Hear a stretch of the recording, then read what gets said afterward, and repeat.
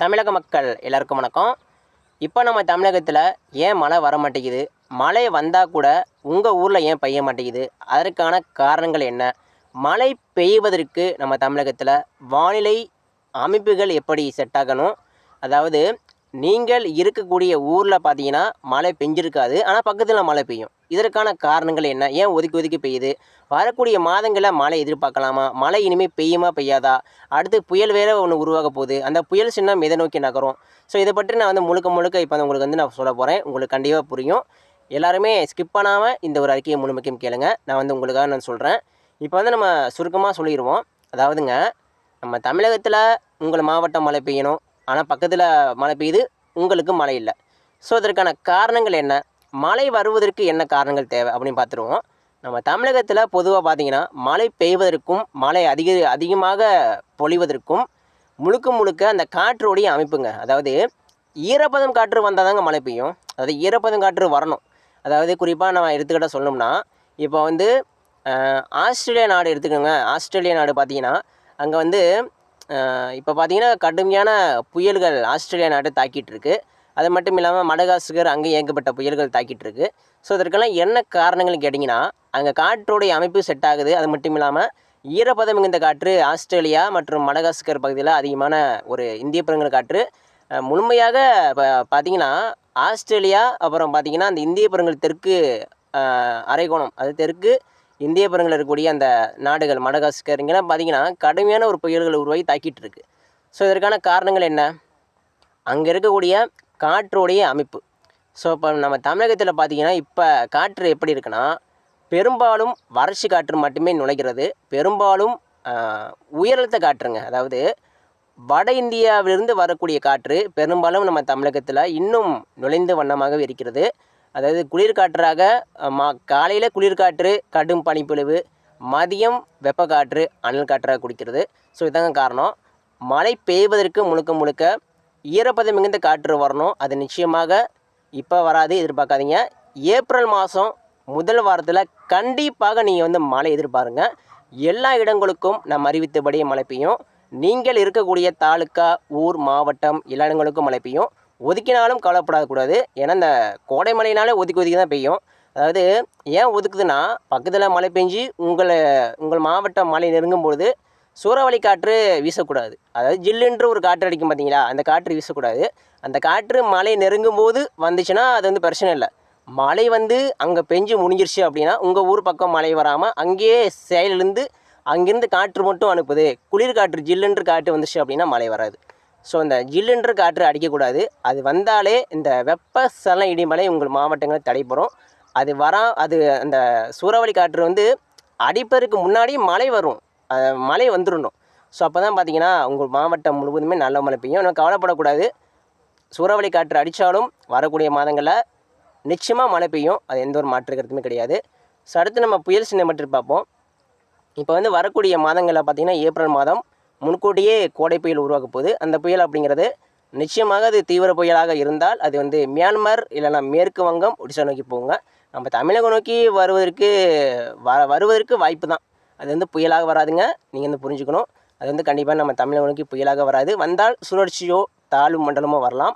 ஆனால் புயலாக வருவதற்கு வாய்ப்பே கிடையாது. இது புயலாக மாறினால் இது நிச்சயமாக மியான்மர் இல்லைனா ஒடிசா பக்கம் தான் போகும். உங்களுக்கு புரிஞ்சிருக்குன்னு நினைக்கிறேன். வரக்கூடிய நாட்களில், வரக்கூடிய மாதங்களில் நிச்சயமாக நல்ல மழை எதிர்பார்க்கலாம். நன்றிங்க. அடுத்து நம்ம விரிவாக பார்க்கலாம். நம்ம தமிழகத்தில் வரக்கூடிய மாதங்கள், குறிப்பாக ஏப்ரல் மாதம் மற்றும் மே மாதங்களில் கோடை மழை இந்த ஆண்டு எப்படி இருக்க போகிறது, நம்ம தமிழகம் முழுவதும் கோடை மழைப்பொழிவு எப்படி இருக்கும், மழை காலங்கள் எப்படி இருக்க போகிறது, நான் எல்லாவற்றையும் உங்களுக்கு சொல்ல போகிறேன். இந்த அறிக்கையை ஸ்கிப் பண்ணாமல் இறுதி வரைக்கும் கேளுங்க, முழுமைக்கும் கேளுங்க. உங்களுக்கு கண்டிப்பாக புரியும். அதற்கு முன்னாடி நான் உங்கள் எல்லாருக்கிட்டையும் ஒன்று சொல்லிக்கிறேன். மழை கண்டிப்பாக பெய்யுங்க. அதாவது மழை பெய்யும், நிச்சயமாக பெய்யும், கவலைப்படாதீங்க. எல்லா இடங்களுக்கும் மழை பெய்யும். நீங்கள் இருக்கக்கூடிய தாலுக்கா, மாவட்டம், ஊர் எல்லா ஏரியாவுக்கும், எல்லா மாவட்டங்களுக்கும் கண்டிப்பாக ஒரு நல்ல மழை கொடுக்கும், கவலைப்படாதீங்க. வரக்கூடிய மாதங்கள் மிகவும் சிறப்பான மாதங்கள். அதாவது நீங்கள் புரிஞ்சுக்கணும். இந்த ஆண்டு மழை காலங்களும் சரி, அதாவது தென்மேற்கு பருவமழையும் சரி, வடகிழக்கு பருவமழையும் சரி, அதுக்கு முன்னாடி இப்போ பெய்யக்கூடிய கோடை மழையும் சரி எல்லாமே சிறப்பான ஒரு மழைக்காலங்கள் தான் கொடுக்கும். இந்த ஆண்டு வெப்பமும் அதிகமாக காணப்படும், மழை பொழிவும் அதிகமாக காணப்படும். அதாவது வெப்பநிலை பார்த்தீங்கன்னா அதாவது அதிகமாக அடிக்கும், வெயில் மட்டும்தான் அதிகமாக அடிக்குது அப்படின்னு கவலைப்படக்கூடாது. இந்த வெயில் நிச்சயமாக மழையாக மாறும். இப்போ வந்து நம்ம தமிழகத்தில் பார்த்தீங்கன்னா எவ்வளவு வெயில் அடிக்குதோ அந்த அளவிற்கு மழையும் கடுமையாக பெய்யும். நீங்கள் வந்து புரிஞ்சுக்கணும். இப்போ வந்து திருச்சியில் 40 டிகிரிக்கு மேலே அடிக்குது, தருமபுரி உள் மாவட்டங்களில் 40 டிகிரிக்கு மேலே அடிக்குது அப்படின்னா கண்டிப்பாக ஒரு நாள் மழை சாதகம் ஏற்படும் பொழுது, ஒரு வாரம், ஒரு நாள் அல்ல, ஒரு வாரம் 2 வாரங்கள் மழை சாதகம் ஏற்படும். அப்படி ஏற்படும் பொழுது 2 வாரங்களுக்கு கனமழையும் மேகனமழையும் கொட்டி தீர்க்கும். எந்த ஒரு மாற்றமும் இல்லை. எல்லா இடங்களுக்கும் மழை கண்டிப்பாக கொடுக்கும். அடுத்து முதல்ல நம்ம வெயில் அதாவது வெப்பநிலையை பார்த்துருவோம். இன்று மதியம் நம்ம தமிழகத்தில் வட உள் மாவட்டம், டெல்டா உள் மாவட்டம், தென் உள் மாவட்டம், பெரும்பாலும் மேற்கு உள் மாவட்டங்களில் கடுமையான வெயில் வந்து அடிச்சிருக்கும். இந்த வெயிலுக்கான காரணங்கள் என்னென்னு கேட்டிங்கன்னா உயர் அழுத்தம். அதாவது இந்த உயர் அழுத்தம் அப்படிங்கிறது பெரும்பாலும் காலையில் பார்த்தீங்கன்னா இன்றைக்கெல்லாம் பனிப்பொழிவு பெஞ்சிருக்கும். காலையில் பார்த்தீங்கன்னா மூடு பனியெல்லாம் காணப்பட்டிருக்கும். இந்த மூடு பனி இருந்தாலே நம்ம தமிழகம் அருகே இந்த உயர் அழுத்தங்கள் இருக்குது. இதாங்க புரிஞ்சுக்கணும். இந்த உயர் அழுத்தங்கள் நம்ம பக்கத்தில் எங்கேயாவது இருந்துச்சு அப்படின்னா இந்த பனிப்பொழிவு அப்படிங்கிறது காணப்படும். அதாவது காற்று வந்து ஒரு அழுத்தமாக, அது காற்று வந்து செல்லாத ஒரு பகுதியாக, அதுதான் பார்த்தீங்கன்னா உயர் அழுத்தம்.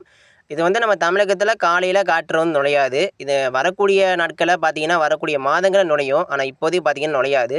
ஸோ இதனால் இந்த ஒரு வாரங்களுக்கு கடுமையான பனிப்பொழிவு ஏற்படும். இதனால் காலை அதிகாலையில் கொஞ்சம் கவனமாக இருங்க.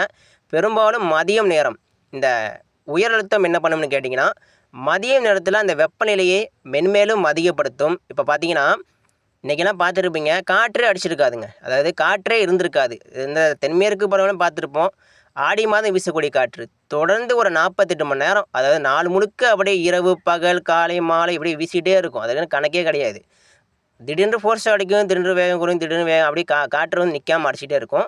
ஸோ அதுபோல் காற்று அடித்தா கூட கொஞ்சம் வெயில் வந்து கொஞ்சம் தணிஞ்சு இருக்கும். ஆனால் இப்போ வந்து காற்றும் அடிக்கிறதில்ல அப்படிங்கிற பொழுது வெயில் அப்படிங்கிறது பல மடங்கு உயருங்க. அதாவது ஒரு குறைவான ஒரு வெயில் கூட ஒரு அதிகமான ஒரு வெயில் போல தாங்க தெரியும். எனவே இந்த மதியம் நேரத்தில் கொஞ்சம் கவனமாக இருங்க. குறிப்பாக இந்த விவசாயிலாம் வயலில் வேலை பார்ப்பீங்க, வயலில் வேலை பாருங்கள். ஆனால் கண்டிப்பாக கவனமாக வேலை பாருங்கள். அதே போல் பொதுமக்கள் வெளியே செல்லும்போது பாதுகாப்பாக செல்லுங்கள். எங்கே போனாலும் நீங்கள் வந்து தண்ணீர் பாட்டில் அப்படிங்கிறத கையில் கொண்டு போங்க. விவசாயிகளும் எங்கே போனாலும் தண்ணீர் பாட்டில் எடுத்துகிட்டு போங்க. கரும்பு விவசாயிகள், வாழை விவசாயிகள், அதேபோல் அறுவடை பணிகள் செய்யும்போது எங்கே போனாலும் சரி விவசாயிகள் கவனமாக இருங்க. வரக்கூடிய நாட்களில் பார்த்தீங்கன்னா வெப்பநிலை பல மடங்கு உயரும். இப்போவே 40 டிகிரி தொட்டுருச்சுங்க. வரக்கூடிய நாட்களில் பார்த்தீங்கன்னா ஏப்ரல் மேலே 40 டிகிரிக்கு மேலே தொடப்போகிறது. எல்லாருமே கவனமாக இருங்க. குறிப்பாக ஏப்ரல் மாதம் மற்றும் மே மாதங்களில் பார்த்தீங்கன்னா 40 டிகிரிக்கு மேலே தொட்டுவிடும். நம்ம எல்லாருமே கவனமாக இருக்க வேண்டும். குறிப்பாக உள் மாவட்டம், அதாவது திருப்பத்தூர், ராணிப்பேட்டை, கிருஷ்ணகிரி மாவட்டம், தருமபுரி மாவட்டம், சேலம் மாவட்டம், திருச்சி, தஞ்சாவூர், மதுரை மற்றும் புதுக்கோட்டை மாவட்டம், திருப்பூர், கரூர், காங்கயம், பாலக்காடு, கோயமுத்தூர், மேற்கு உள் மாவட்டங்கள் முழுவதுமே வரக்கூடிய நாட்கள், அதாவது வரக்கூடிய நாட்களாக இருக்கட்டும் அல்லது வரக்கூடிய மாதங்களாக இருக்கட்டும், நிச்சயமாக வெப்பநிலை அப்படிங்கிறது பல மடங்கு உயரும். கவனமாக இருக்கவும். பொதுமக்கள் மற்றும் விவசாயிகள் எங்கு போனாலும் மதிய நேரத்தில் கவனமாக செல்லவும். குறிப்பாக கையில் தண்ணீர் பாட்டில் எடுத்துகிட்டு போங்க. அடுத்து இப்போ வந்து வெயில் பார்த்தாச்சு. வெப்பநிலை பொறுத்த வரைக்கும் வரக்கூடிய மாதங்களை அதிகரிக்கும், இனிமேல் குறையாதுங்க. வரக்கூடிய நாட்களை அதிகரிக்கும். அது வந்து காற்று நிசத்தமாக இருக்கும். மதியம் நேரத்தில் பார்த்திங்கன்னா பெரும்பாலும் வரக்கூடிய நாட்களில் பார்த்திங்கன்னா காற்று இல்லாத ஒரு கிளைமேட் வந்து காணப்படும். ஆனால் இந்த புயல் உருவாகும் பொழுது பார்த்திங்கன்னா காற்று வந்து அடிக்க வாய்ப்பு இருக்குது. இந்த புயல் உருவாகும் பொழுது வெப்பநிலை அப்பையும் பார்த்திங்கன்னா உயரும். எப்படின்னு கேட்டிங்கன்னா வடமேற்கிலிருந்து வரக்கூடிய வெப்பக்காற்று பார்த்திங்கன்னா நம்ம தமிழகத்தில் வீச போகிறது. இதனால் இந்த வடமேற்கு வெப்பக்காற்று பார்த்திங்கன்னா மழையும் கொடுக்க போகுது. அது மதிய நேரத்தில் கொஞ்சம் வறட்சியான ஒரு நிலையை கொடுக்கும். அதுவே மாலை மற்றும் இரவு நேரங்களில் பார்த்திங்கன்னா அந்த வடமேற்கு வெப்பக்காற்றால் நம்ம தமிழ்நாட்டிற்கு குறிப்பாக ஏப்ரல் முதல் வாரம் 2வது வாரம் வரைக்கும் பார்த்திங்கன்னா கனமழையும் மிக கனமழையும் நம்ம தமிழகத்தில் பெருமளவு மாவட்டங்களில் காத்திருக்கிறது. இந்த வடமேற்கு வெப்பக்காற்றும் அது குறிப்பாக பார்த்திங்கன்னா வரக்கூடிய நாட்களில் பார்த்திங்கன்னா தெளிவாக சொல்ல போனால் வெயிலும் அதிகமாக இருக்க போது, வெப்ப அலையும் அதிகமாக இருக்க போது, மழை பொழிவும் அதிகமாக இருக்க போகுது. அது எந்த ஒரு மாற்றமே இல்லை, எல்லாமே அதிகமாக இருக்க போகுது. எனவே எல்லாருமே கவனமாக இருங்க. மழை பொழிவுகள் பொறுத்த வரைக்கும் ஏப்ரல் மாதம் எதிர்பார்க்கலாம். இன்றைக்கெல்லாம் வாய்ப்பு இல்லைங்க. அதை இந்த ஒரு வாரம் வாய்ப்புகள் கிடையாது. ஏப்ரல் மாதம் 1ஆம் தேதிக்கு மேலே தான் மழையே படிப்படியாக தொடங்க போகுது. இன்றைக்கி தேதி 28 தான். 29 இந்த மார்ச் மாதம் எதிர்பார்க்காதீங்க. மார்ச் இறுதி வரைக்கும் மழை வராது. மழை வந்தால் கேரளாவில் பெய்யலாம், அப்படின்னா இலங்கையில் பெய்யலாம். பிற மாவட்டங்களை பொறுத்த வரைக்கும் ஏப்ரல் மே மாதங்களில் தான் மழை எதிர்பார்க்கப்படுகிறது. குறிப்பாக ஏப்ரல் முதல் வாரத்தில் பார்த்திங்கன்னா பரவலாக மிக நீண்ட பரவலாக மழை கண்டிப்பாக உண்டு. எல்லா இடங்களுக்கும் மழை பெய்யும். எங்கும் ஒதுக்காமல் அந்த புயல் அப்படிங்கிறது உருவாகும் பொழுது நிச்சயமாக பலத்த காற்று வீசலாம். வெப்பாலை வீசினாலும் மாலை இரவு நேரத்தில் மழையாக மாறும். கண்டிப்பாக ஒரு நல்ல மழை கொடுக்கும். அந்த புயல் நம்ம தமிழ்நாட்டிற்கு நோக்கி வரலாம். புயலாக வராது, வந்தால் ஒரு சுழற்சியாக வரலாம். அது புயலாக மாறினால் அது நிச்சயமாக வடக்கு நோக்கி தான் நகரும். நன்றிங்க. அடுத்தடுத்து அறிக்கையில் தவறாமல் பெற நம்ம சேனல் சப்ஸ்கிரைப் பண்ணி விட்டுருங்க. நன்றி.